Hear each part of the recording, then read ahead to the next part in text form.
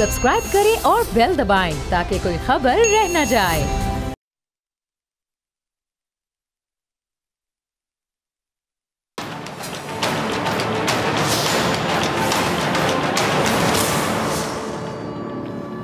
अस्सलाम वालेकुम नाज़रीन, मैं हूं डॉक्टर फिज़ा अकबर खान और मैं हूं पाकिस्तान और आप देख रहे हैं पाकिस्तान के सबसे बड़े न्यूज़ चैनल का नंबर 1 प्रोग्राम ऐसे नहीं चलेगा। नाज़रीन, भारत पाकिस्तान का अब्दी दुश्मन है, आप सब जानते हैं। हिंदुस्तान ऐसा कोई मौका हाथ से जाने नहीं देता जहां पाकिस्तान को नुकसान पहुंच रहा हो। भारत इसलिए भी अब पाकिस्तान के खिलाफ सरगर्म है क्योंकि वज़ीर आज़म पाकिस्तान इमरान खान साहब ने मोदी और उसकी फाशिस्ट जो सोच है उसको आलमी दुनिया के सामने बेनकाब कर दिया कि कितना फाशिस्ट सोच रखता है ये नरेंद्र मोदी। आपने देखा जब से इमरान खान साहब मुल्क के वज़ीर आज़म बने हैं, भारत पाकिस्तान के खिलाफ ज्यादा साजिशों में मसरूफ हो गया है। कभी जाली सर्जिकल स्ट्राइक्स के जरिए पाकिस्तान को दबाने की कोशिश करता है, कभी खुद साख्ता पुलवामा हमला करके पाकिस्तान को दहशतगर्द रियासत साबित करने पर तुला रहता है। वज़ीर आज़म इमरान खान और वज़ीर ख़ारजा शाह महमूद कुरैशी बार बार ये कहते हैं और आप सुनते होंगे कि जी भारत पाकिस्तान पर दोबारा जाली सर्जिकल स्ट्राइक वाली कहानी दोहरा सकता है। अब नाज़रीन, गौर तरफ बात यहाँ पे क्या है, गौर कीजिएगा कि हिंदुस्तान को पाकिस्तान से किस चीज़ का खतरा है। शायद उन्हें वज़ीर आज़म इमरान खान साहब की ये जो एंटी इंडियन पॉलिसी है, एंटी इंडियन पॉलिसी, इससे खतरा लाहक है, इसलिए भारत को पाकिस्तान खटक रहा है। इससे पहले नवाज शरीफ साहब मुल्क के वज़ीर आज़म थे और उस वक्त भी भारतीय कार्रवाइयाँ जारी थी, लेकिन उनका मकसद कुछ और था। ये मकसद क्या था, ये भी एक खुला राज है, एक ऐसा राज जिसको नवाज शरीफ के दौर में वही लोग फाश कर रहे थे जो आज नवाज शरीफ के हलीफ यानी सियासी दोस्त बन गए हैं मुफाद के लिए। अब राज की ये बात अगर आपको याद नहीं है तो मैं आपको ज़रा याद करवा देती हूँ, सुनिएगा। भारत के पाकिस्तान से ताल्लुकात तो कशीदा थे ही, लेकिन नवाज शरीफ से नहीं थे। गौर कीजिए, पाकिस्तान से ताल्लुकात कशीदा थे भारत के, लेकिन नवाज शरीफ से नहीं थे। इसकी वजह नवाज शरीफ का भारत को लेकर नरम रवैया था जो किसी से ढका छुपा नहीं, सबको पता है। आपको याद है ना, नवाज शरीफ ने कभी भी भारतीय दहशतगर्द कुलभूषण का नाम नहीं लिया और अब भी भारतीय मीडिया नवाज शरीफ की शान में कसीदे पढ़ रहा है। कसीदे पढ़ते नहीं थकता वहाँ का मीडिया नवाज शरीफ की शान में। इसकी क्या वजह है? अब तो नवाज शरीफ साहब वज़ीर आज़म भी नहीं है। मैं आपको वजह समझाती। भारतीय मीडिया नवाज शरीफ के लिए अब तारीफों के पुल क्यों बांध रहा है? नवाज शरीफ ने PDM के गुजरांवाला जलसे में इदारों और बिलखसूस पाक फौज के खिलाफ वो जबान इस्तेमाल की जो भारत की दिली ख्वाहिश थी, यानी भारत की दिल की ख्वाहिश इस शख्स ने जिसका नाम नवाज शरीफ है, इसने पूरी की। इसीलिए भारतीय मीडिया नवाज शरीफ की पाकिस्तानी इदारों के खिलाफ हर्जा सराय पर जश्न मना रहा है। जश्न मना रहा है, यानी दुश्मन की जो सोच है, दुश्मन की दिली ख्वाहिश इस शख्स ने पूरी की जो पाकिस्तान का 3 बार वजीर आजम रह चुके हैं। क्या कौम है इस शख्स के? यही वजह है कि नवाज शरीफ पर भारत के साथ ये जो यारी के इल्जामात लगते रहे और अब भी लग रहे हैं। बिलावल जरदारी जो आजकल मुस्लिम लीग नून के सबसे अहम इत्तेहादी हैं, वो नवाज शरीफ को क्या कहते थे, मोदी का यार। याद है ना आपको? अब ये महज बिलावल का सियासी बयान था या इसमें कोई हकीकत थी? बिलावल से ज़रा कभी पूछिए।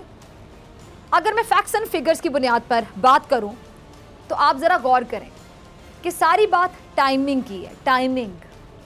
नवाज शरीफ ने पार्लिमानी पार्टी इजलास से लेकर गुजरांवाला के जलसे तक पाकिस्तानी फ़ौज के खिलाफ एक के बाद एक बयान दागा, इल्ज़ामात की बुछाड़ की, इल्ज़ामात लगाए, पाक फौज को बदनाम करने, मुतनाज़ बनाने की बाकायदा कोशिश की। और यही तो भारत चाहता है, यानी दुश्मन की चाहत को आप पूरा कर रहे हैं और फिर आप कहते हैं कि मुहिब्बे वतन है। कौन यकीन करेगा नवाज शरीफ साहब, कौन यकीन करेगा? लेकिन इन बयानात ने नवाज शरीफ साहब की मुश्किलात ज़रूर बढ़ा दी हैं।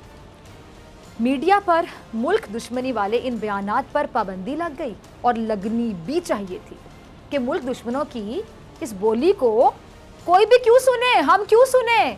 कोई पैट्रियोटिक पाकिस्तानी नहीं सुनेगा, वतन से मोहब्बत करेगा वो नहीं सुनेगा ये बातें। अब इस पर नवाज शरीफ साहब ये इल्ज़ाम लगा सकते हैं कि सब कुछ हुकूमत के कहने पर हुआ, लेकिन कराची जलसे में PDM ने भी इनके वीडियो लिंक के जरिए खिताब करने की उम्मीदों पर पानी फेर दिया। वो क्या था? अब मरियम नवाज गए ना कि ये फैसला भी अपोजिशन ने इमरान खान के कहने पर किया। इमरान खान ने कहा था अपोजिशन को कि करके दिखाओ और ये हो गया। मैं आपकी तवज्जो जिस तरफ लाना चाहती हूँ नाज़रीन, वो ये है कि ऐसे वक्त में जब सियासत में नवाज शरीफ अपनी ज़बान की वजह से, बयानिए की वजह से मुश्किलात का शिकार हुए, तो उनके पुराने यार फिर उनकी मदद को आ गए। आप गौर करें कि पार्लिमानी पार्टी इजलास में नवाज शरीफ के खिताब के बाद दहशतगर्दी फिर शुरू हो गई। सुबह बलोचिस्तान और खैबर पख्तूनख्वा में सिक्योरिटी फोर्सेस पर हमला हो जाता है। ये गौर कीजिएगा मेरी बातों पर। यह हमला हो जाता है जिसमें जवानों समेत मुतादिद शहरी अपनी जान की बाजी हार जाते हैं। बलोचिस्तान हमले की जिम्मेदारी कलदम BLA ने कबूल कर ली और ये वही तंजीम है जो भारत के हाथों में खेल रही है और हिंदुस्तान इसको फंडिंग करता है, ये भी पता है सबको। आज कराची में भी धमाका हो गया जिसमें मुतादिद अफराद जख्मी हो गए। उधर नवाज शरीफ साहब गर्मा गर्म बयान दाग रहे हैं और इधर दहशतगर्दी फिर सर उठा रही है। गौर कीजिए, उधर नवाज शरीफ के गर्मा गर्म बयानात, एक बयान दूसरा बयान, और फिर इधर दहशतगर्दी सर उठा रही है। क्या ये सिर्फ इत्तेफाक है? आप में से कितनों को लगता है कि सिर्फ इत्तेफाक है? मैं इस बारे में वसूख से कुछ नहीं कह सकती, लेकिन माजी के वाक़यात गवाह हैं और नवाज शरीफ के दौर की ऑपोजिशन का दावा भी था कि जब नवाज शरीफ मुश्किल में होते हैं भारत पाकिस्तान में कोई ना कोई कार्रवाई करता है। रिकॉल करें, आप सब कुछ रिकॉल करें, सब समझ जाएंगे। अब नवाज शरीफ का फौज मुखालिफ बयानिया जिसको पाकिस्तान की अक्सरियत ने मुस्तरद कर दिया और करना भी चाहिए था, इस पर नवाज शरीफ तनकीद की जद में है। ऐसे में शायद तवज्जो हटाने के लिए भारत ने बलोचिस्तान और शुमाली वजीरिस्तान में हमले करवाए और ऐन मुमकिन है कि कराची के हमले में भी भारत मुलव्विस हो। आपको याद होगा जब पनामा केस में नवाज शरीफ का नाम आया तो उस वक्त लाइन ऑफ कंट्रोल पर भारत की खिलाफ वर्जियाँ, फायरिंग, शेलिंग बढ़ गई थी। चले नाज़रीन, हम मान लेते चले ये भी इत्तेफाक था, चले इत्तेफाक हो सकता है, एक मिनट के लिए मान लें ये भी इत्तेफाक है। जब इमरान खान साहब ने इस्लामाबाद में मुस्लिम लीग नून की हुकूमत के खिलाफ धरना दिया, नवाज शरीफ उस वक्त भी मुश्किल में थे। ऐसे में दिल दहला देने वाली खबर आई और आप जानते होंगे कि वो खबर क्या थी। वो दिल दहला देने वाली खबर सानेहा APS था जिसमें सैकड़ों फूल जैसे बच्चे मुरझा गए और धरना ख़त्म हो गया। नवाज शरीफ हुकूमत सुखी हो गई। अब ये राज खुला है कि उस हमले के ताने बाने भी भारत से मिलते हैं। वज़ीर आज़म के मुआविन खुसूसी बराए कौमी सलामती डॉक्टर मोहिद यूसुफ सानेहा APS क्या कह रहे हैं, ज़रा ये उनका क्लिप देखिएगा। आपने सुना डॉक्टर मोहिद यूसुफ को क्या कह रहे हैं कि भारत सानेहा पेशावर में मुलव्विस था और इसके ठोस शवाहिद भी मौजूद हैं। अब भारत ऐन उस वक्त पाकिस्तान में तकरीबकारी क्यों करता है जब नवाज शरीफ साहब मुश्किल में होते हैं? ये मेरा आप तमाम लोगों से सवाल है। इमरान खान अगर कुछ और देर धरना दे देते तो हो सकता था मुस्लिम लीग नून की हुकूमत की छुट्टी हो जाती, बहुत चांसेस थे। लेकिन भारत क्यों चाहता है कि पाकिस्तान पर सिर्फ मुस्लिम लीग नून की हुकूमत कायम रहे? सोचिएगा, भारत नवाज शरीफ का इतना हमदर्द क्यों है, ये भी सोचिएगा नाज़रीन। इस सवाल का जवाब इस क्लिप में आपको मिल जाएगा जो मैं आपको दिखाने जा रही हूँ। ये क्लिप जो है ना, ये भारतीय दिफाई तज्जियाकार है, वो क्या कह रहा है ज़रा सुनिएगा। इस शख्स के अल्फाज पे गौर किया नाज़रीन, ये भारतीय दिफाई तज्जियाकार है। ये क्या कह रहे हैं कि हमें पाकिस्तान के मामलत में जितने भी मामलात है पाकिस्तान के, उसमें मुदाखलत करनी होगी क्योंकि हिंदुस्तान ने नवाज शरीफ पर काफ़ी खर्चा किया है। हिंदुस्तान ने नवाज शरीफ पर काफ़ी खर्चा किया है। शायद इसी वजह से नवाज शरीफ भारत की बोली बोलते हैं, भारत के रंग में रंग जाते हैं, तभी वो दो कौमी नज़रिए को नहीं मानते। पाकिस्तान और भारत में उनका उन्हें कोई फ़र्क नज़र नहीं आता। शायद इसी वजह से डॉन लीग्स वाला वाक़या हुआ और इस वक्त हुकूमत मुस्लिम लीग नून की थी। कौमी सलामती के इतने बड़े इशू को उछाल कर पाक फ़ौज को बदनाम किया गया साजिश के तहत। नवाज शरीफ कहते नहीं थकते कि मुंबई हमले पाकिस्तान ने करवाए। उन्होंने यहाँ तक कह दिया कि कारगिल मामले में पाक फ़ौज ने भारत की पीठ में छुरा घोंपा था और उन्होंने टोमाहॉक जो मिसाइल है बनाने का कारनामा भी सरेआम गिनवाया। ये सोचे समझे बगैर कि ये हसास मामला है, सेंसिटिव इशू है, ये छोटी बातें नहीं हैं। इन बातों पे कोई माफ़ी नहीं बनती। ये छोटी बातें नहीं हैं, इन पे कोई माफ़ी नहीं बनती। इससे मुल्की राज फाश होते हैं। और जब भी कोई प्राइम मिनिस्टर बनता है बाकायदा वो ओथ लेता है, ये ओथ लेता है, ये हलफ लिया जाता है, उठाया जाता है कि मैं प्राइम मिनिस्टर रहूं या ये कुर्सी मेरे पास ना रहे, हर सूरत में ये जो कौमी राज हैं ये मेरे दिल में दफन रहेंगे, ये मैं फाश नहीं करूंगा। ये तो अपने ओथ से ही हट गए, मुकर गए, मुल्की मफादात पर बाकायदा चोट लगाते रहे।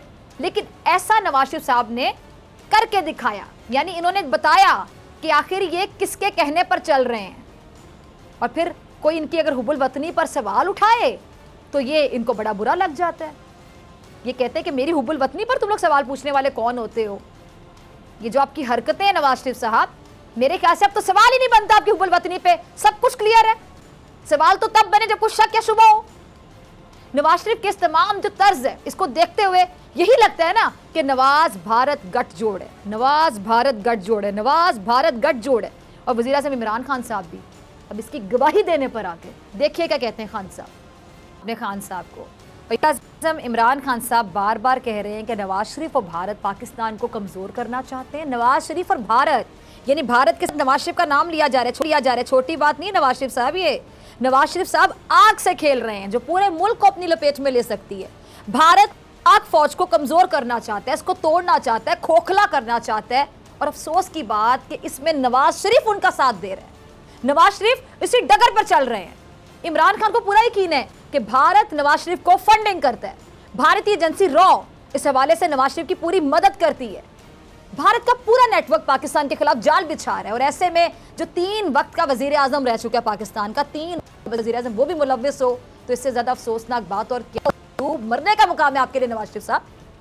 वजीर आजम इमरान खान नवाज शरीफ को खबरदार भी कर रहे हैं कि वो होश के नाखून लें, लेकिन शायद इक़्तिदार के लालच और करप्शन से लूटी हुई जो दौलत है उसको पाने के लिए वो किसी भी हद आ सकते हैं, किसी भी हद तक गिर सकते हैं। वजीर आजम इमरान खान ने अपने एक बयान में कहा कि नरेंद्र मोदी उनसे खुश नहीं है, वो सिर्फ नवाज शरीफ से खुश हैं और उसके कसीदे पढ़ते हैं।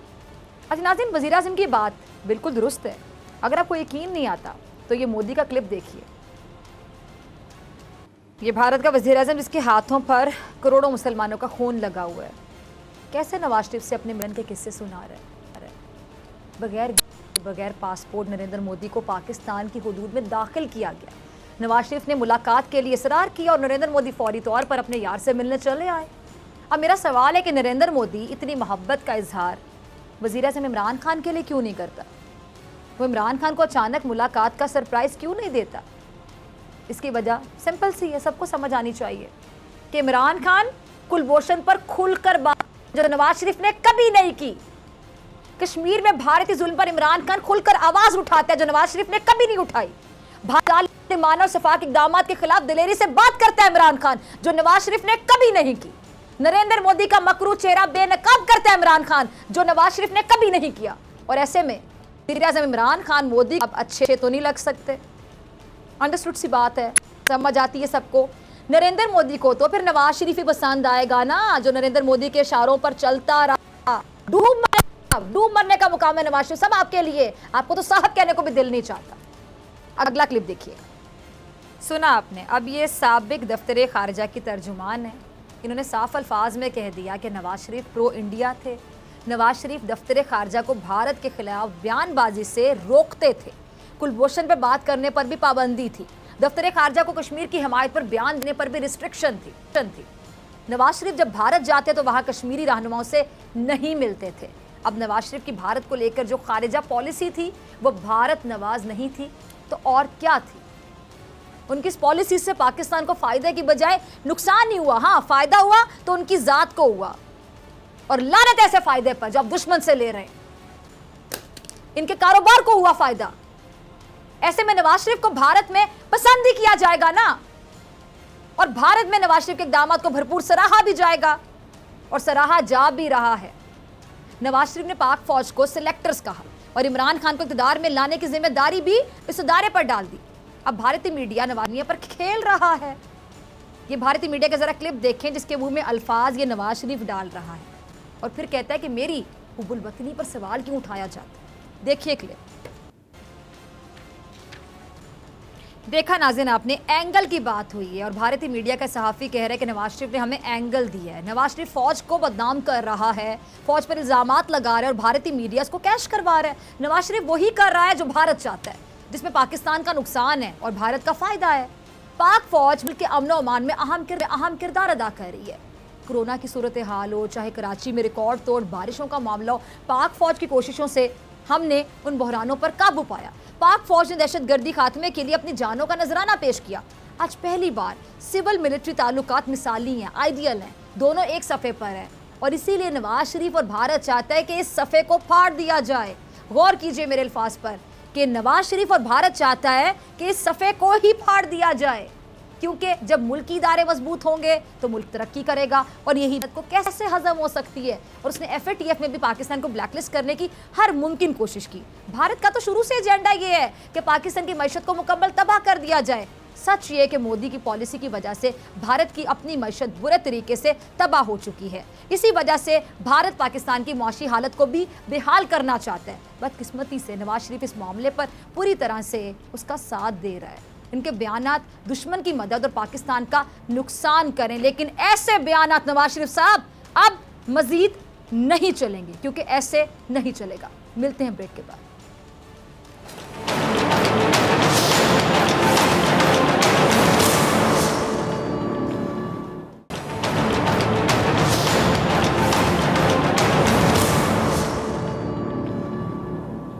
वेलकम बैक नाज़रीन, आप देख रहे हैं ऐसे नहीं चलेगा। मैं हूं आपके साथ डॉक्टर फिजा अकबर खान। नाज़रीन, पाकिस्तान में हमेशा से ही सियासतदानों ने पाक अफवाज पर सियासी मामलात में मुदाखलत करने का इल्ज़ाम लगाया।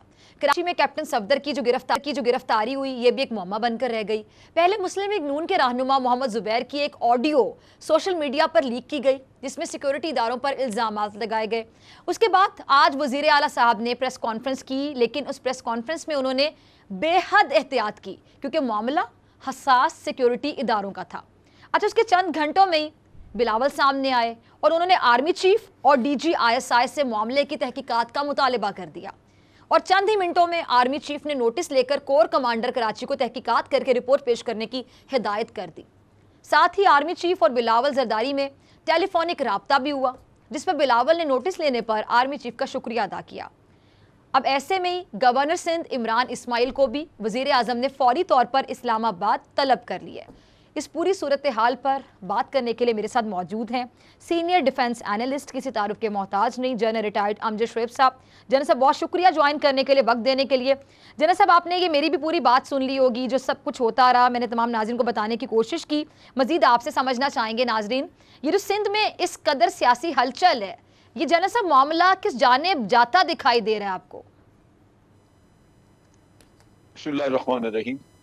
देखिए, एक तो सिंध के अपने अंदर का खासा कन्फ्यूजन है, क्योंकि बात समझने के लिए कहीं किसी एक से कोई सही दुरुस्त किस्म की इंफॉर्मेशन नहीं मिल सकी और नतीजा ये कि जुबैर साहब की भी दो एक ऑडियो क्लिप सुन के फिर रहे हैं। एक में वो उन्होंने इल्ज़ाम तराशी की, दूसरे में वो कहते हैं कि जी ऐसे नहीं है, मैंने तो नहीं कहा। फिर इसी तरह चीफ मिनिस्टर का भी।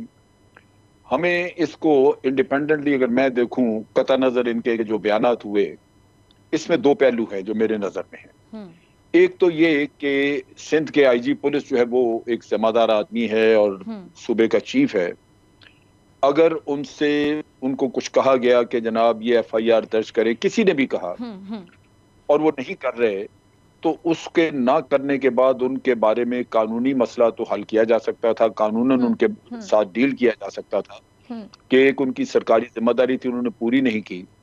लेकिन ये राइट किसी को नहीं था कि उनके घर का घेराव करो, जिस तरह के पीपल्स पार्टी कह रही है। ये बिलावल ने कहा।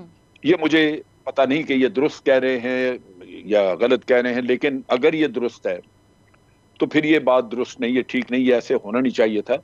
क्योंकि लॉ एनफोर्समेंट एक ऐसा अमल है जहां पे अदारों का तावन चाहिए होता है, उनके अंदर रिफ्ट नहीं चाहिए होती। आप एक दूसरे से कन्फ्रंटेशन नहीं कर सकते, उससे शहर का अमन अमान तबाह हो जाएगा। तो ये है कि अब चीफ ऑफ आर्मी स्टाफ ने उसकी इंक्वायरी ऑर्डर कर दी और मुझे पूरा यकीन है कि इंक्वायरी में खुल के बिल्कुल वाज़ेह सामने बात आ जाएगी। और अगर उसमें वाकई किसी आदमी का, कोई फोर्सेस की तरफ से किसी का कोई कसूर हुआ, तो मुझे इसमें कोई शक नहीं कि चीफ ऑफ आर्मी स्टाफ पूरी तरह उसके खिलाफ एक्शन लेंगे। तो ये काम इधर होगा। ठीक है। अब दूसरा पहलू जो है वो भी बड़ा अहम है। वो ये है कि एक तरफ बिलावल साहब ने जब अपनी प्रेस कॉन्फ्रेंस की तो बिलावल ने ये कहा कि मैं मुंह दिखाने के काबिल नहीं रहा और मेरे मेहमान के साथ ये बड़ी ज्यादती हुई।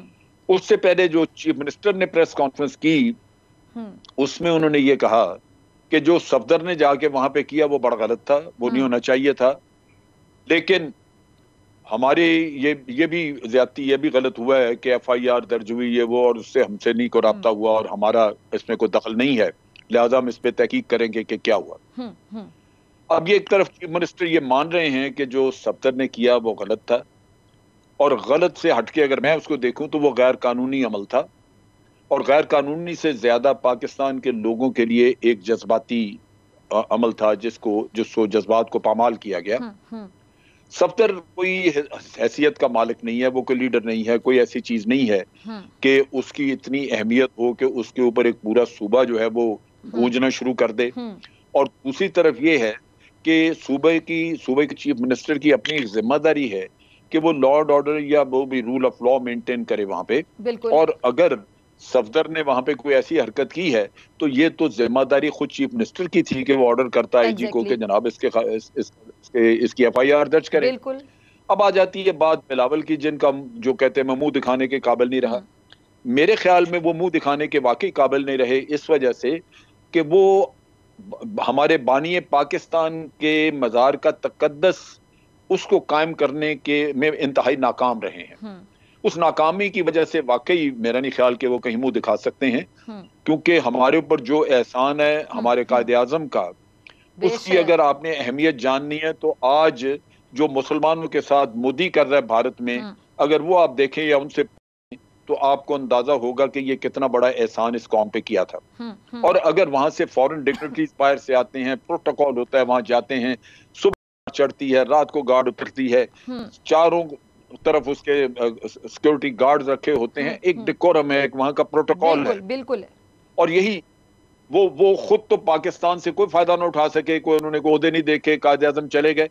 तो उनके लिए एक यही खिराज अकीदत है जो उनके मज़ार का हम तकद्दस रख के बैठे हुए हैं। और वो भी एक शख्स आता है जो बिल्कुल एक बाजारी आदमी की तरह उठ के तो नारे लगा के वहां पे तो वो अच्छा करता है। एक और बात मेरे जहन में आई, ठीक है मैं आपको इंटरप्ट नहीं करना चाह रही थी, आपकी पूरी बात सुनना चाह रही थी। एक और बात मेरे जहन में आई कि जब मौलाना साहब बैठे हुए थे मरियम के साथ प्रेस कॉन्फ्रेंस करने के लिए, और ये गिरफ्तारी के बारे में जब बात हो रही थी अब सफदर की, कि मतलब वोट को इज्जतों की बात करते हैं ये लोग, और हुर्मत, ये जी हुर्मत हमारी इज्जत पर अटैक हो गया, यानी इनकी हुर्मत मैटर करती है, कायद की हुर्मत से ऊपर है इनकी हुर्मत। यानी बाबा कौम की तो आप इज्जत कर ना सके, आप उनकी जो हुर्मत है वो नजर आ रही थी आपके एटीट्यूड में, आपके बिहेवियर में, तो फिर आपकी हुर्मत उनसे ऊपर कैसे हो गई कायदे आजम की हुर्मत से? नहीं वो है ही नहीं, वो तो ऐसे देखें, बात ये है अवाम को बेवकूफ बनाना, झूठ बोलना, वो सरासर झूठ सुबह से लेकर रात तक और रात से फिर अगले दिन सुबह तक, ये इनका काम है। आप यूं देखिए, वोट को इज्जत देने का जो नारा है इससे ज्यादा बोगस नारा कोई नहीं। क्यों कि वोट जिसको दिए जाते हैं वोट को इज्जत उसने देनी है। वोट मिले मियां नवाज शरीफ साहब को तो इसको इज्जत देने का काम आप मुझसे पूछ रहे हैं, क्यों? मियां साहब ने इज्जत देनी थी, मियां साहब ने इज्जत नहीं दी, उन्होंने जाके अपनी जायदादों के बारे में सुप्रीम कोर्ट में जाली कागजात जमा करा दिए। उससे तो मैं पाकिस्तानी होने की हैसियत से दुनिया में मुंह दिखाने के काबिल नहीं रहा। बिल्कुल ऐसा ही है। अच्छा, मियां साहब का टॉपिक छेड़ दिया तो मेरे ज़हन में सवाल आ गया जना साहब, मियां साहब का आपने टॉपिक छेड़ दिया। मियां नवाज शरीफ के इदारों के खिलाफ जो तकरीर है उससे एक दिन पहले वजीरिस्तान में दहशतगर्दों का हमला, और फिर अगले दिन बलोचिस्तान में हमला, और आज ये सूरत हाल। कहीं ये सवाल जहन में आता है जना साहब कि कहीं इन सब चीजों की जो कड़ियां हैं वो भारत से तो नहीं मिल रही हैं? देखें, कड़ियों को आप छोड़ भी दें अगर, तो मियां साहब पिछली 2 दहाइयों से अफवाज पाकिस्तान के खिलाफ साजिशें करते रहे। जब से जनरल मुशर्रफ ने उनको निकाला है, उनके बयानात आप देख लें, उनकी बातचीत देख लें, उन्होंने जो वो आप देख लीजिए कि जब से अजमल कसाब का किस्सा शुरू हुआ, या और उन्होंने तो हमारी जो 2 नेशन थ्योरी थी उसको भी उन्होंने पामाल कर दिया। जब भारत के लोगों को कहा कि जनाब एक लाइन ऐसे खींच दी गई है, आप भी वही हैं, हम भी वही हैं, आज आप वहां के मुसलमानों से पूछें कि हम भी वही हैं, क्या है वो? तो ये जो सूरत हाल है, ये समझने की बात है कि आपने हर कदम पे पाकिस्तान आर्मी को लेट डाउन करने की कोशिश की। डॉन लीक ले लें, या उसके बाद वो सरल मीडिया को जो इंटरव्यू दिया और उसमें जो बयान दिया बॉम्बे के वाक़े का हमारे ऊपर मलबा डालने के लिए, या गुजरांवाला में जो FIR दर्ज करा दी उसके वाक़े की, पठानकोट के वाक़े की, कौन कौन सा दुख इंसान रोए। मोदी के साथ आपने मीटिंग की लाहौर में, और उस मीटिंग में पाकिस्तान की तरफ से किसी को बैठने नहीं दिया आपने। वहां उनका नेशनल सिक्योरिटी एडवाइजर भी बैठा हुआ था, अजीत डोवल, रॉ का चीफ भी था, और उनका फॉरेन सेक्रेटरी भी था जयशंकर, जो आज जनरल भी जो गुजरावाला में जो भी वजीर खिताब किया था इन्होंने, वो तो भला हो कैमरा का कि नहीं दिखाया गया, लेकिन ये सोशल मीडिया पे देखा गया और बहुत से लोग ऐसे बड़े खुश होते इस खिताब को देख के। इंडिया में इस बंदे के इस खिताब पर इसको हीरो बनाकर प्रेजेंट किया जा रहा था। अब आप खुद सोचें कि दुश्मन मुल्क आपका रिवायती हरी भारत, यानी भारत के मुंह में आप अल्फाज डाल रहे हैं, भारत की खुशी का, सुकून का, राहत का आप सबब बन रहे हैं, फिर इनके लिए किस लफ्ज का इंतखाब किया जाए? फिर एक बड़ा सख्त लफ्ज है वो बोला जाता है तो उन लोगों को तकलीफ होती है। वो तो बड़ी सिंपल सी चीज है, क्योंकि इन्होंने मसलन अपना 5 साल दौर भी इनका जो पीछे गुजरा है, ये कहते हैं जी हमें हुकूमत नहीं करने दी, इनकी पार्टी का दौर था, खुद तो ये निकले वहां से नाहल होके अदालतों से। अब चीज ये है कि वो इस दौर में अगर आप देख लें तो जितने बयान जो कुछ इन्होंने किया है वो यूं लगता है कि ये भारत के सहूलतकार थे, पाकिस्तान के वजीर आजम नहीं थे ये। इनसे लंदन एयरपोर्ट पे किसी ने पूछा, एक जर्नलिस्ट ने, कि जनाब ये तो बहुत बड़ा कारनामा हुआ कि आपने एक सर्विंग ऑफिसर कलभूषण पकड़ लिया है का, और ये तो अब आप टेररिज्म का उनके ऊपर, तो इनका जवाब ये था कि भारत को भी हमसे बड़ी शिकायत है। अब सोचिए कि ये पाकिस्तान का वजीर आजम हमें बता रहा है, ये यूनाइटेड नेशन का सेक्रेटरी जनरल नहीं था कि वो न्यूट्रल आदमी है तो को बात कर रहा है, ये पाकिस्तान का। ठीक है, तो ये देखने की बात है कि आप उन मियाँ साहब की अगर बात करें तो मियाँ साहब का या किसी का तकद्दस कायदे आज़म से तो वैसे भी ज्यादा नहीं था, लेकिन जो ये जालसाजियां और इस तरह के झूठ और ये किस्से करते हो, उनका आप सोच लीजिए कि क्या है, उनसे क्या तवक्को आप कर सकते हैं? वो वोट को इज्जत दे रहे हैं ये काम करके। अच्छा जनरल साहब, मेरे पास आखिरी 2 से 3 मिनट है, फिर मुझे आपका शुक्रिया अदा करना है, ब्रेक पे जाना है। तो एक सवाल मेरे जहन में और आपकी मौजूदगी का फायदा उठाते हुए जरा ये भी मैं जानना चाहूंगी, अभी जिस तरह आज सिंध में ये जो मुतादिद DIGs हैं, AIGs और IG सिंध ने छुट्टी की दरख्वास्तें दी, सब अफसरान एक साथ छुट्टी की दरख्वास्त कैसे दे रहे हैं? आप इसके पीछे क्या देखते हैं? क्योंकि हैरत होती है ना कि सब एक साथ ये सिंध गवर्नमेंट की शरारत है, फेडरल गवर्नमेंट को प्रेशर में लाने के लिए उन्होंने इसको पॉलिटिकल फायदा उठाने के लिए सारा ड्रामा रचाया, वरना ये वहां रिजॉल्व हो सकता था, कोई इतना बड़ा मसला नहीं था। इसमें सिर्फ एक खराबी थी कि अगर किसी ने घेराव किया है जो कि मशकूक है, क्योंकि सिंध के जो IG हैं उनका बयान मैंने सुना है जिसमें उन्होंने कहा कि मुझे तो किसी ने कोई अगवा वगैरह नहीं किया।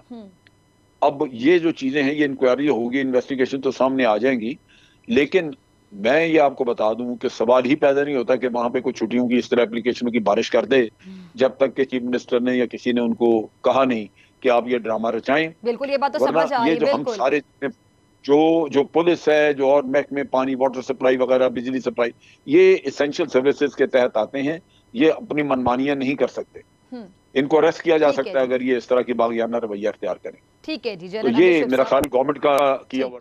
ठीक है जनरल साहब, बहुत शुक्रिया आपके वक्त के लिए, आपके तज्जिए के लिए। मुझे ब्रेक पे जाना है, ब्रेक से आने के बाद मेरे साथ मौजूद होंगे सदीक जान और उनकी बड़ी खबर।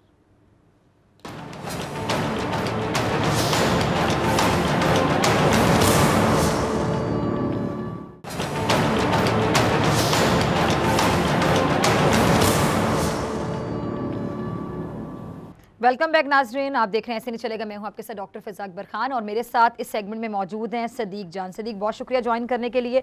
PTM के हुकूमत मुखालिफ तहरीक के आगाज़ के बाद पहली हुकूमती बैठक, गुजरांवाला कराची जलसे के बाद पहला काबीना का जो इजलास है, कप्तान और उनकी टीम अपोजिशन तहरीक को आखिर किस तरह से देख रही है, और वज़ीर दाखिला के भी खौफनाक इंकशाफात सामने आए, नून लीग पर पाबंदी का भी मामला है, सख्त कानूनी इकदाम के हवाले से भी बात हो रही है। जो तमाम सवाल आते हैं इनका बॉल फेंकूंगी सदीक आपके कोर्ट में। जी सदीक, समझाइएगा इन तमाम खबरों को जरा डिटेल में नाज़रीन के। जी बिल्कुल, ये पहला इजलास था काबीना का जब से PTM की तहरीक का आगाज़ हुआ है, यानी जब पहला जलसा हुआ, ये फिर दूसरा जलसा हुआ और उसके बाद पहला काबीना इजलास था। एक तो मैं आपको ये बता दूं कि प्राइम मिनिस्टर पाकिस्तान इमरान खान साहब जो ये कहा करते थे हमेशा, पिछले 2 साल से सबको ये कह रहे थे कि आपने घबराना नहीं है, और जो कि अपोजिशन की तमाम तर धमकियों के बावजूद, ब्लैकमेलिंग के बावजूद, जो कुछ उन्होंने किया उसके बावजूद वो डटे हुए थे, कहते थे घबराना नहीं है। तो पहली मरतबा प्राइम मिनिस्टर पाकिस्तान इमरान खान साहब खुद घबरा गए हैं, और इस घबराहट की वजह महंगाई है, और महंगाई से भी बड़ी वजह यह है कि वो इस बात पर हैरान भी हैं, परेशान भी हैं कि आखिर क्या वजह है कि जिस चीज़ का जब भी वो नोटिस लेते हैं तो उस चीज़ की कीमतें कम होने की बजाय कीमतें बढ़ जाती हैं। अब प्राइम मिनिस्टर पाकिस्तान जो हैं वो इस वक्त सबसे शदीद जो बरहम है अपनी टीम के ऊपर हैं, और फाइनली उनको शायद इदराक हो गया है, क्योंकि पहले भी जब पार्लिमानी पार्टी का इजलास हुआ तो उसमें सनाउल्लाह खान मस्ती खेल जो कि MNA हैं बखर से, उन्होंने इस बात पे आड़े हाथों लिया था प्राइम मिनिस्टर की टीम को, और उन्होंने कहा था कि प्राइम मिनिस्टर साहब अपना हाउस इन ऑर्डर करें, अपनी टीम को देखें इस वक्त क्या सूरत हाल है। उस वक्त प्राइम मिनिस्टर को बताया गया था कि अपोजिशन कोई खतरा नहीं है, अपोजिशन का कोई मसला नहीं है, क्योंकि अपोजिशन के बयानी के बारे में लोग जानते हैं कि वो अगर बाहर निकले हुए हैं तो सिर्फ अपनी करप्शन बचाने के लिए निकले हुए हैं। उनके केसेस हैं, मनी लॉन्ड्रिंग है, लूट मार है, जितने भी आपको स्टेज के ऊपर लोग नजर आते हैं सबके ऊपर केसेस हैं। तो वो तो निकले हुए अपने केसेस के लिए, लेकिन आवाम परेशान है। बल्कि यहाँ तक प्राइम मिनिस्टर को कहा गया कि अब तो यही कसर रह गई है कि जब हम हल्कों में निकलेंगे तो लोग जो है वो हमें कोई जो है वो अंडे मारें, जो है हमारी तरफ हमारे साथ बदतमीजी करें। इस हद तक हालात जो हैं वो महंगाई के वजह से खराब हो चुके हैं। अब प्राइम मिनिस्टर पाकिस्तान शायद उस तरफ जा रहे हैं, या उनको जाना चाहिए कि वो आज उन्होंने बरहमी तो की, उन्होंने डांट डपट तो की, वो परेशान तो नजर आए, वो घबराए हुए तो नजर आए, लेकिन प्राइम मिनिस्टर का काम यह है कि वो देखें कि आखिर कौन वो लोग हैं जो महंगाई को कंट्रोल करने में नाकाम हैं, कौन से वो ब्यूरोक्रेट हैं जिनकी गलत रिपोर्ट्स की वजह से चीनी एक्सपोर्ट करने की इजाजत दी गई, कौन से ब्यूरोक्रेट हैं जिन्होंने ये रिपोर्ट तैयार करके दी थी कि आटा हमारे पास, गंदम हमारे पास वाफर मिकदार में गंदम मौजूद है और गंदम एक्सपोर्ट कर दी जाए। फिर ये भी उनको देखना चाहिए कि वो कौन से ब्यूरोक्रेट हैं, वो कौन से मिनिस्टर्स हैं जिनको उन्होंने अप्रैल में कहा कि आपने गंदम मंगवानी है। माफिया से घबरा गए ना वजीर आजम साहब भी। देखिए वो माफिया से नहीं घबराए, उनको अब अपनी टीम में बैठे हुए लोगों का नजर आ रहा है कि माफिया से ज्यादा वो उनके लिए ज्यादा खतरनाक हैं, वो उनके लिए परेशानियां पैदा कर रहे हैं, वो उनके लिए मसाइल खड़े कर रहे हैं। देखें आज अगर ये हुकूमत 3 या 4 चीजें जो हैं उनकी कीमतों को कंट्रोल कर ले तो अपोजिशन को जो एक खामोश हमायत, जिसको वो समझ रहे हैं कि हमें खामोश हमायत हासिल है, वो भी खत्म हो जाएगी। क्योंकि लोग जानते हैं कि इन दो पार्टीज ने क्या किया। इस वक्त उनकी तो जो इखलाकी पोजीशन है वो बहुत खराब हो चुकी है दोनों पार्टियों की। अच्छा सदीक जरा क्लियर कर दीजिएगा, नाज़रीन के ज़हन में भी सवाल अभी आएगा, ये अपनी टीम को यानी खान साहब मान गए कि मेरी टीम कॉम्पिटेंट ही नहीं है, यानी ना अहल है ना लायक है, या फिर उनकी नीयत पे भी शक कर रहे हैं कुछ लोगों की कि माफिया के साथ इनका गठजोड़ हो सकता है? जी देखें बात दो अलग बातें हैं खुद जी, ये तो प्राइम मिनिस्टर खुद ही बता सकते हैं कि वो आखिर उनको क्या लगता है कि उनकी अंदाज से, बॉडी लैंग्वेज से बहुत सी चीजें समझी जा सकती हैं। जी बिल्कुल, या फिर वो माफिया से मिली हुई है। हाँ। माफिया के लोग इस टीम के अंदर बैठे हुए हैं। नियत पे शक करना कि किसी के साथ मिल गए इनके खिलाफ, दो अलग बातें हैं और बिल्कुल मतलब डिफरेंट बातें हो गई।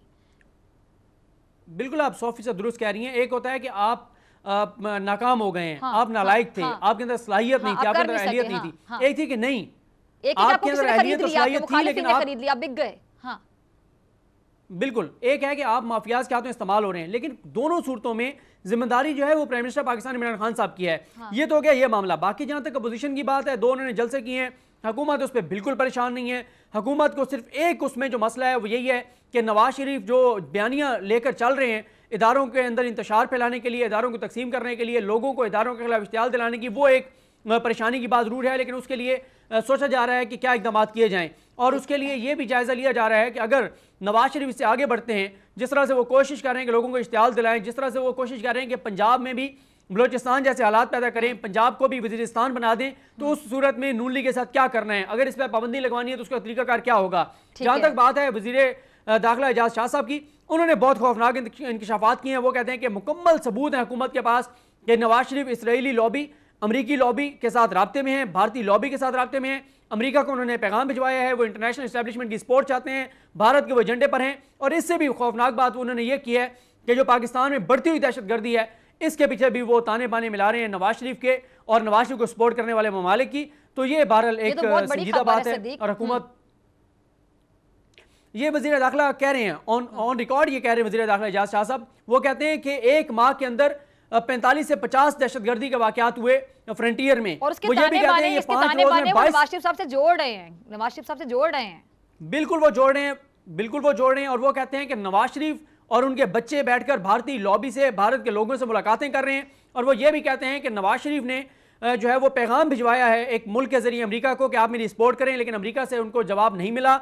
इस हवाले से उन्होंने की है, जो शाहीन से भाई साहब ने पहले खबर ब्रेक की थी कि एक इस्लामी मुल्क के जरिए नवाज शरीफ ने पैगाम भिजवाया अमेरिका को कि आप मुझे सपोर्ट करें। तो और लेकिन नवाज शरीफ अल्ताफ हुसैन से भी ज्यादा खतरनाक साबित हो रहे हैं, यानी खतरा बन गए बहुत बड़ा, अगर इस खबर में कोई सदाकत है, ये जिस तरह के वज़ीर दाखिला कह रहे हैं। जी बिल्कुल, अल्ताफ हुसैन से बड़ा खतरा वो इसलिए है कि अल्ताफ हुसैन की कोई हैसियत इसलिए कोई नवाज शरीफ से ज्यादा नहीं थी कि वो एक कराची शहर के अंदर उनकी जमात थी, और एक वो मखसूस जो एक पूरे पाकिस्तान के, हाँ बिल्कुल बिल्कुल जी, इनका मसला है पंजाब का, इनका मसला है ये पंजाब का। और दूसरा उससे भी बड़ा मसला है कि 3 बार वज़ीर आज़म रहे हैं। जब ये कोई फौज के खिलाफ बयान देंगे तो इंटरनेशनल मीडिया उसको इंपॉर्टेंस देगा, और उसको इंपॉर्टेंस देकर आप देखें ना, भारत में आजकल सबसे ज्यादा खबरें नवाज शरीफ साहब की चलती हैं, सबसे ज्यादा खबरें मरियम की चलती हैं, सबसे ज्यादा खबरें पीटीएम की चलती हैं। मौलाना करना चाहूंगी सदीक, और कौमी राज होते हैं, वजीर आजम एक बहुत बड़ा मनसब होता है, वजीर आजम की कुर्सी बहुत बड़ी कुर्सी होती है और वजारत उज़्मा ये बहुत बड़ी कुर्सी होती है, और कौमी राज होते हैं, बाकायदा ओत लिया जाता है कि मैं इस कुर्सी पे रहूं या ना रहूं, ये जो राज है ये मेरे सीने में दफन रहेंगे, ये तो राज फाश करने पर भी आ जाते हैं। जी यही तो मसला है कि आप अपने आप को नागुज़ीर समझते हैं। आप कहते हैं कि मैं नहीं हूं तो खुदा न खास्ता ये मुल्क ना रहे। आप कहते हैं कि अगर मुझे एनआरओ डील नहीं दोगे तो फिर आप रियासत को ब्लैकमेल करते हैं। फिर आप सिर्फ ब्लैकमेल नहीं करते बल्कि आप अवाम को इदारों के खिलाफ करते हैं, आप लोगों को पाकिस्तान की फौज के खिलाफ करते हैं, आप पाकिस्तान के अवाम को पाकिस्तान की फौज के सिपा सलार के खिलाफ करते हैं। लेकिन इनका ये बयानिया नहीं चलने वाला, इनका ये मंजन कोई नहीं खरीदेगा। यानी यही चाहते हैं सदीक कि यार अगर मैं नहीं खेलूंगा तो मैं किसी और को भी नहीं खेलने दूंगा, मेरे अलावा यहाँ पे कोई नहीं खेल सकता। जी बिल्कुल दुरुस्त कह रही हैं, और इसीलिए शाह महमूद कुरैशी साहब ने कहा है कि अगर निज़ाम लपेटा गया तो इनके जहन में ये होना चाहिए कि इनके हाथ में भी कुछ नहीं होगा, और नवाज शरीफ ये चाहते हैं कि अगर मैं नहीं हूं तो फिर ये निजाम भी नहीं चलना चाहिए। लास्ट में 2 मिनट रह गए सदीक, जरा मैं ये भी जानना चाहूंगी, अब ये जो आर्मी चीफ और बिलावल जरदारी में टेलीफोनिक राब्ता, उस हवाले से भी जरा नाजरीन को थोड़ा आगाह कर दीजिएगा। जी बिल्कुल, ये बिलावल साहब ने एक प्रेस कॉन्फ्रेंस की जिसमें उन्होंने इल्ज़ाम लगाया है रियासती इदारों पर। उस हवाले से आर्मी चीफ ने बर वक्त ये एक्शन लिया है और उन्होंने जो है वो तहकीकात का हुक्म दिया है। इन तहकीकात में दूध का दूध पानी का पानी हो जाएगा, पता चल जाएगा कि कौन क्या कह रहा है। बाकी आपने मुराद अली शाह साहब को देखा है कि मुराद अली शाह साहब की प्रेस कॉन्फ्रेंस, एक तो वो 31 घंटे बाद मंजर आम पर आए हैं, वो गायब रहे, और 31 घंटे बाद उस प्रेस कॉन्फ्रेंस में वो वाज़ेह तौर पर कह रहे हैं कि पुलिस ने दुरुस्त इक़दाम किए, पुलिस ने कानून के मुताबिक काम किया, और साथ तजादात से भरपूर प्रेस कॉन्फ्रेंस थी। उस प्रेस कॉन्फ्रेंस में वो ये भी कह रहे थे कि पुलिस ने बिल्कुल ठीक काम किया है, लेकिन मेरी राय यह है कि केस ठीक नहीं है। लेकिन अगले जुमले में वो ये भी कह रहे हैं कि फैसला जो है वो अदालत करेगी, और उन्होंने मोहम्मद जुबैर के दावों के ऊपर कोई बात नहीं की। उनसे जब सवालात की बौछार हुई तो वो प्रेस कॉन्फ्रेंस छोड़कर चले गए। तो ये बहरहाल अब जब तहकीकात होंगी तो दूध का दूध पानी का पानी हो जाएगा और पता चल जाएगा कि किसने क्या किरदार अदा किया। बहुत शुक्रिया सदीक जान, आपकी बड़ी खबर ये कि इसी के साथ डॉक्टर फिज़ा अकबर खान को दीजिए इजाजत। आपसे मुलाकात होगी इंशाल्लाह कल सेम टाइम सेम चैनल। अगर जिंदगी ने वफा की, दुआओं में याद रखेगा, अपने प्यारों का बहुत ख्याल रखेगा। अल्लाह ने के बाद